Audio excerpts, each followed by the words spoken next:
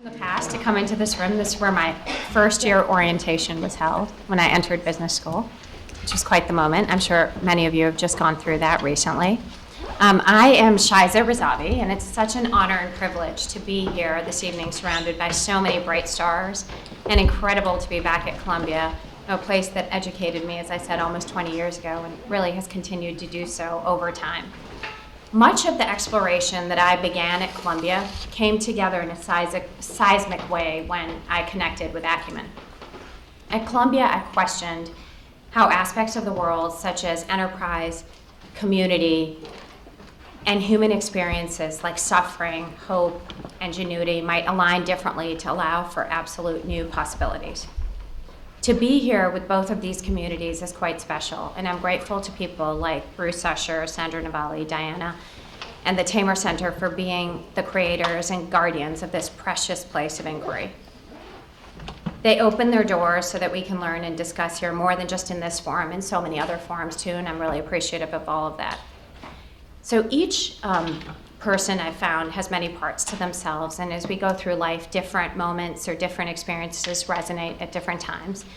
And early in my career, it was the condition of human suffering that spoke most loudly to me. I immersed myself working with at-risk populations and prisoners in DC and in Nashville. In Mexico, I worked thinking about how to bring up awareness of best sanitation practices, and in Thailand, I worked combating child prostitution, child labor, and then working with street children there as well.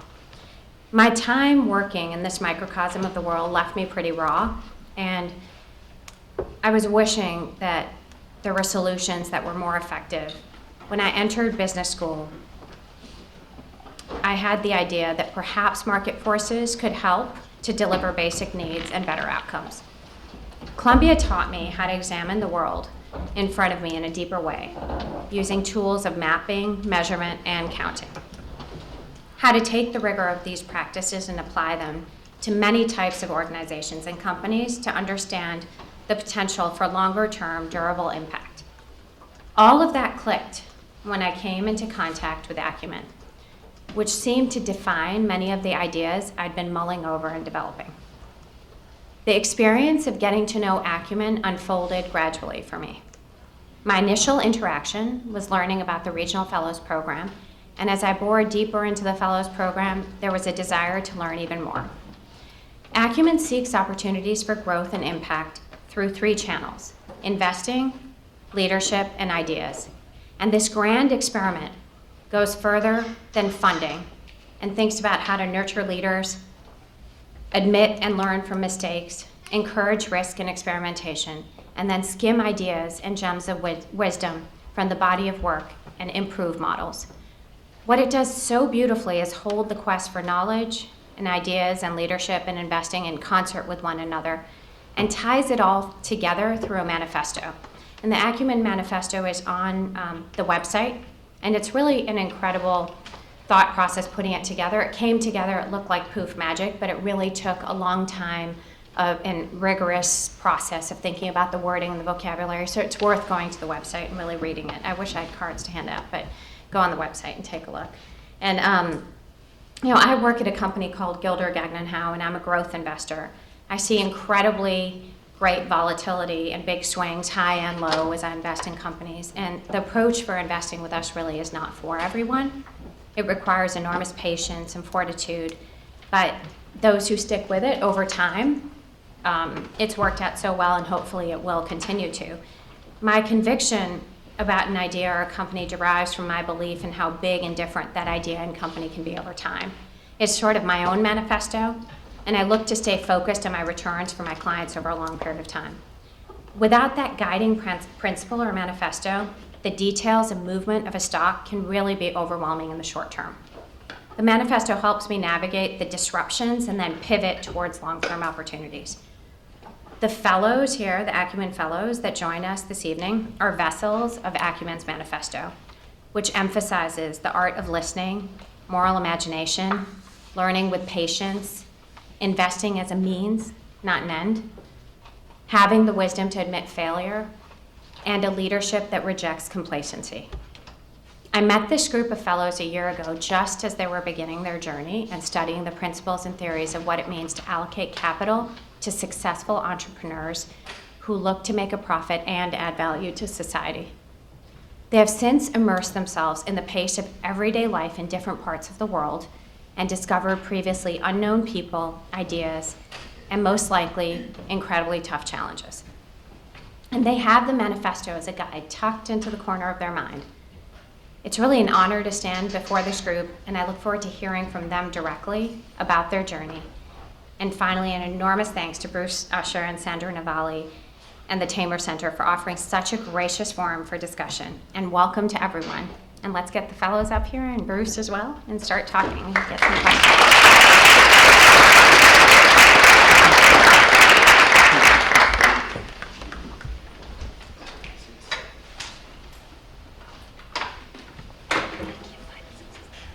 Thanks, Shaiza, for that introduction to the evening, and thank you and Acumen for the fellows and putting together this panel this evening.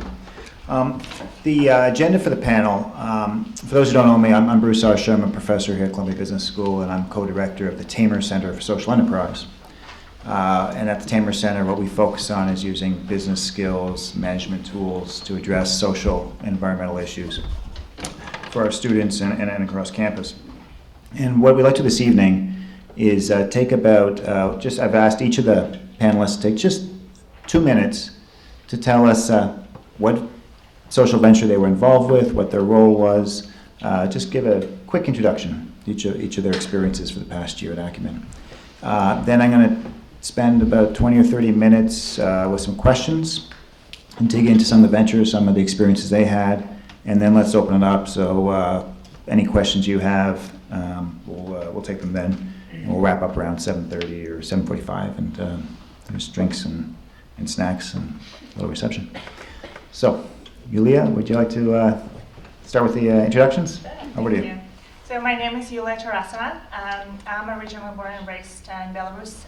I came to the United States to get my graduate degree, and I worked here for a few years in the financial services sector doing risk management. And then during my fellowship, I was working for Juhudi Kilimo, based in Nairobi, Kenya. Juhudi Kilimo is an asset financing institution that provides microloans to smallholder farmers so they could buy productive assets to derive sustainable income from them. And I was an advisor to CEO focused on operational efficiency and change management. Thank you. Saad? My name is Saad Latif.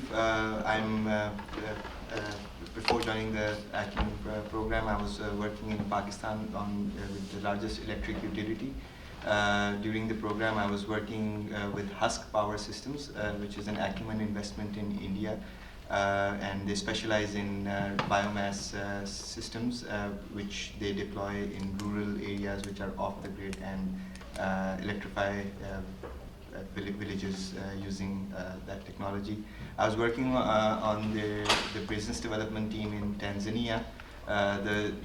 The company is basically expanding into East Africa, and they're using Tanzania as the base. And my work over there was more around developing partnerships and relations for the company, which can be later nurtured for the company's business. And I was also assisting in setting up the office in Tarasava, Tanzania. Thanks, Steph. Hi, I'm Steph Speirs. I worked with Acumen in d.light India. d.light is a solar lantern company that works to help people who live off the grid or without reliable electricity.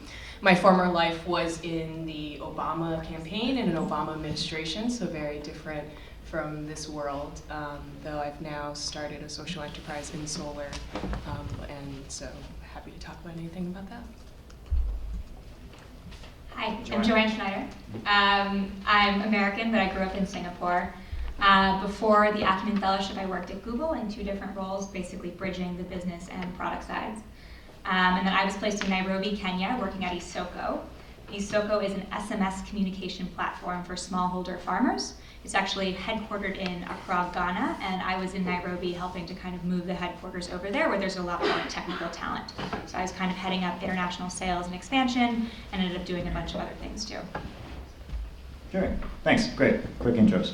So the question I want to lead off with is around sort of popular buzzword in social enterprise these days, which is innovation.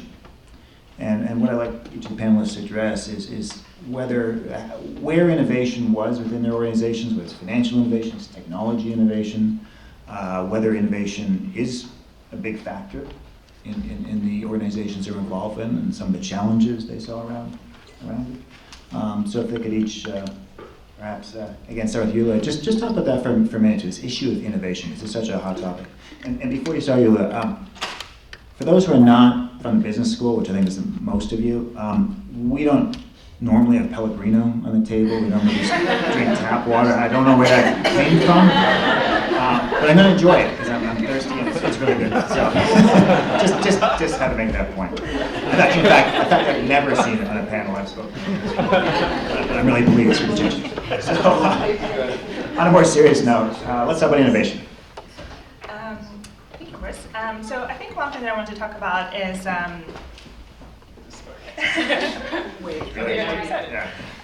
so I think one thing I want to talk about is something called Impreza, and some of you might have heard about what it is. It's a very popular concept in Kenya. I think one of the surprises for me was when I got in Kenya, realizing how many people actually have phones. And almost everyone is registered with Impreza. So Impreza, it's a mobile payment platform that it's just kind of this like virtual money. And it's amazing to see that this concept is so popular in Kenya, and we haven't figured out it here in the United States. And so Impreza actually comes very handy when you try to reach to certain customers and when you try to establish the relationship with them. So for us, as an asset financing company, the importance of getting the payments right, keeping our operational costs low, making sure that the money does not get stolen, like those are like real issues that a lot of their customers have to deal with. And Impreza provides like very creative solution to like a lot of those problems, because the customer can literally, we can distribute the loan to the customers through Impreza, so there's no money exchange, there's no checks, there's no like extra paperwork, and then the customer can pay us back again using their phone, again like excluding all these trips to the bank and again additional like receipts and paperwork. So this is one interesting thing that we at Juhudi started exploring, and there's other microfinance institutions who start picking up this idea in the space. Thanks, Saad. What are your thoughts on that? Yeah, the innovation that Husk's power systems basically was using to provide electricity was in most of these off-grid areas in India and in Tanzania where I was working. Most of the electrical needs are met through diesel generators. Just to give you an idea, like around 78% of Tanzanians do not have access to electricity. Like the grid has not reached out to these people, so they have to go for alternative means, which could be diesel power generators, or now it could be in the form of solar power or wind power. But diesel power being diesel gensets being the most widely available and easy to install. There are these mini grids that operate in these areas, and it's a very expensive method to meet the energy needs in these areas. So what Husk Power Systems did was they deployed this biomass technology, which basically uses agriculture waste, which can be rice husks, maize cobs, wood chips, sawdust. There's a variety of these agriculture waste that can be used to power these gensets. And this is a very old technology. The Germans were first deployed this technology before World War I. The problem with these gasifiers is that they cannot run for more than 12 to 16 hours. So that is why this technology was originally scrapped, because on the grid, these biomass generators were of no use. But going off the grid, where there is this ample supply of biomass available, this actually helps bring down the costs of energy being supplied to these consumers. Husk basically is also going to be deploying cheap smart meters to help in sort of not only regulating the customers' usage of electricity, but also at the same time that would help in sort of efficiently managing revenue collection in these off-grid areas. These areas being isolated and being away from financial institutions, it's very difficult to gather the revenue and have it safely deposited in a bank. So the best way to deal with this is to have smart meters which are connected to mobile systems on the back end. So the customer just picks up the phone and tops up, adds some credit to, and the meters then starts running. So these are a couple of innovations that have been used by Husk to reach out to these consumers that are isolated from the grid, from the electricity. And so to your point, what you're saying is innovation is actually old. It's the application of the innovation that's innovative. Exactly. It's more like this technology was scrapped, and it was not being used. The only places where this biomass technology was being used was in rice mills or maize mills, where they already had this waste lying around, but this was not being used to power mini grids to reach out to these customers that are off the grid. So Husk basically sort of applied this technology, which was scrapped off many years ago. Interesting form of innovation. Steph, innovation at d.light. Yeah, so often when we talk about innovation, we think product innovation. But has anyone seen a d.light lantern? Like, raise your hand if you've seen one. They're pretty great lanterns, and they range from $7 to $30. But then a lot of the companies at Acumen is trying to help. The populations they're trying to serve are often earning $2 to $5 a day. And so how do you get someone who earns $2 to $5 a day to buy a lantern that is $7 to $30? It's a challenge. So with d.light, the thing that makes it grow as a company is financial innovations. And so if you were to, there's a book called Portfolios of the Poor, and it talks about how poor people spend their money. It's a great book. And it talks about how if you were to map out income on the y-axis and then time on the x-axis, a poor person's income is not a straight line at $2 or $4 a day. It's actually a graph that looks like this over time. And so what the trick is, you have to match up a person's payments to their income stream. And so you can't really expect $2 a day. You have to either do it through two ways. You have to help them by, freeing up access to microfinance, or you have to have pay-as-you-go models. Copa is a company that another Acumen investee out in East Africa that allows people to pay as you go, and used to be a partner of d.light's. Right now, they're no longer a partner of d.light's, but d.light is, developing their own pay-as-you-go technology because that's worked so well. Most of Acumen India's sales are through the microfinance channel. And so we've seen on the ground that if you can free up access to finance in a way that matches people's income streams to their mobile payments, then you can sell so many more of these products to them. Sure. So from product innovation or financial innovation is really the driver there. Yeah, so it's funny. So I went from a tech company, obviously big tech company, Google, and then I went to this little one in Africa, and people sort of assume like, oh, so the tech is like probably a lot more rudimentary in Africa. It was weird because we're building off of SMS, and here it's like, who uses SMS?